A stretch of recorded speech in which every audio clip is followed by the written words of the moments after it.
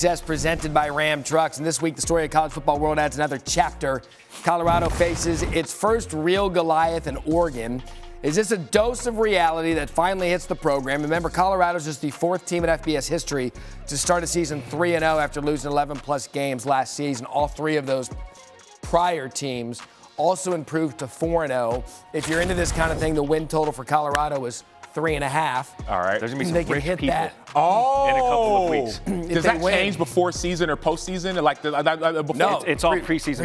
It's all preseason. If you took the over and they win this week, you're cash. Ooh. Financial freedom, baby. Straight cash. And listen, 16 cents a gallon. I'm doing good. And listen, if they don't win, they got so much runway left to just they're get getting to one. 4. They're going to get to 4. They're playing Arizona State. They're going to get to 4. I feel like 7 and 8. Give me 7, give me 8, Barrie.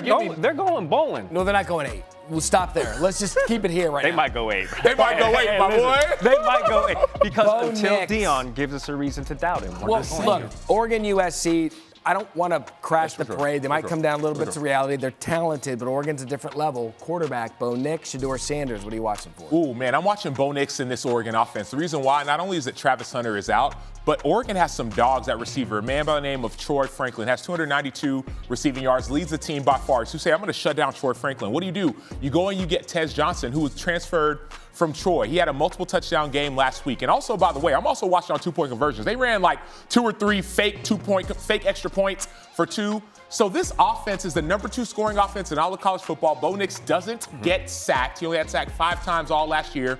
And then these receivers are going to be an issue for a defense that is not retaining my man Travis Hunter. Colorado's defense, by the way, 12th in the Pac-12 overall.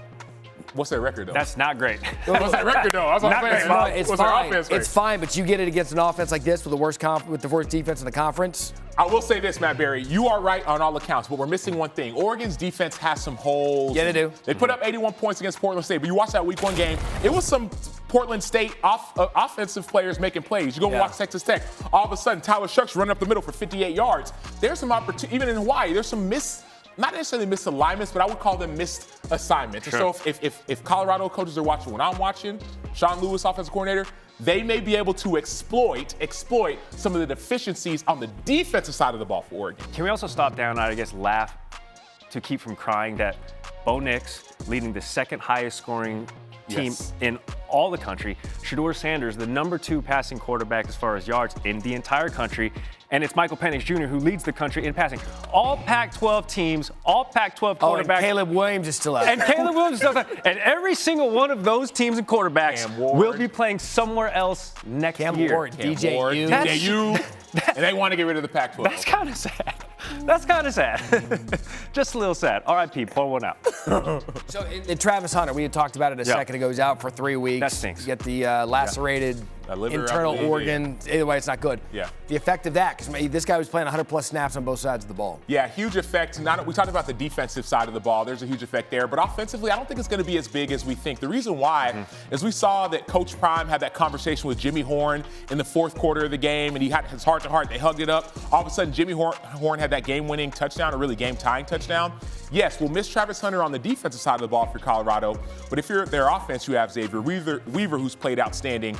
You have Jimmy Horn Jr., Dylan Edwards, though he's a running back, can also operate as a receiver as he did in Week 1. And so I think you'll have some players step up. Michael Harrison, that tight end, the walk-on up 87, caught 2 tuds. The one who stayed. Thank you, the one who stayed. They'll be fine, I believe, offensively because they'll have guys step up. It's the defense that we're going to be missing from my man, Travis Hunter. Yeah, the Ducks hanging up 50 points every Saturday. It's going to be a shootout. Listen, and I got Colorado not just winning. Well, they're obviously, in my opinion, going to win, which means they are going to cover. I think the 21-point line is way too generous. Vegas hasn't figured Colorado out yet. They have not figured them out yet. Oh, they have. They had them 22-point favorites last week, and they needed double overtime. Yeah. Vegas, I'm telling you. Barrie, what do you think the score is going to be? Can I ask you? You want to know what the score's going to be tomorrow? Cumulative 90. Cumulative 90-something. 42. There it is. Oregon. Okay.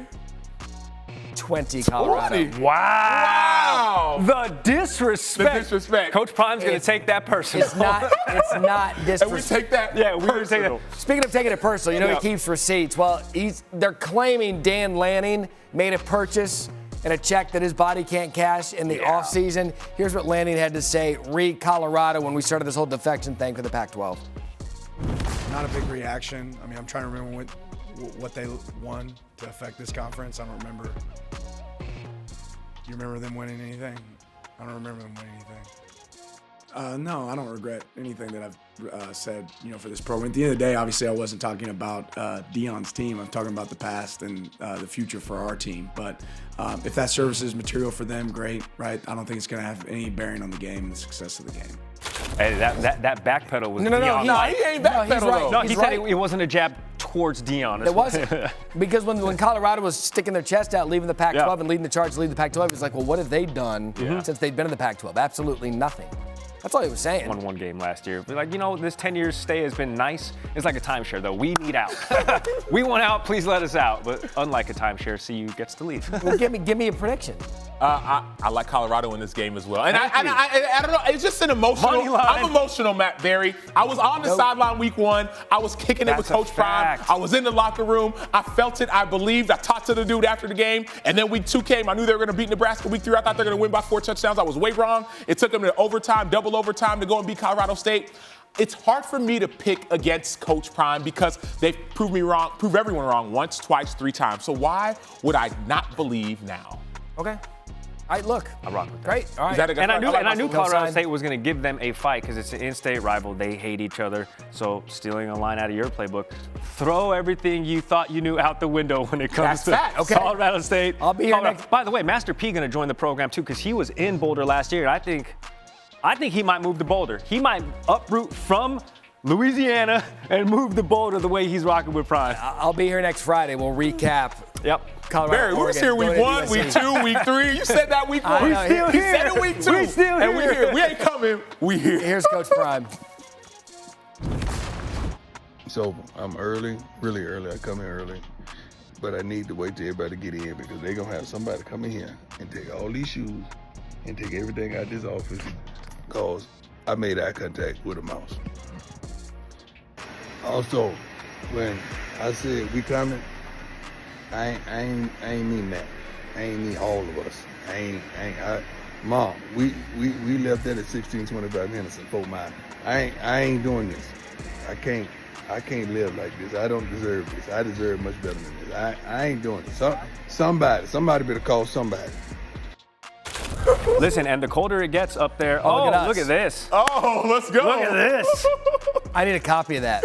That's amazing. That looks Hey, nice. I don't like mice either. I ain't gonna lie to you. So y'all gonna be the ones busting this thing. Well, I'm telling you right now, the colder it gets up there in Boulder, the more those mice are going to be looking for somewhere. So there's a mouse in his office. Somewhere warm and cozy. He ran into a mouse.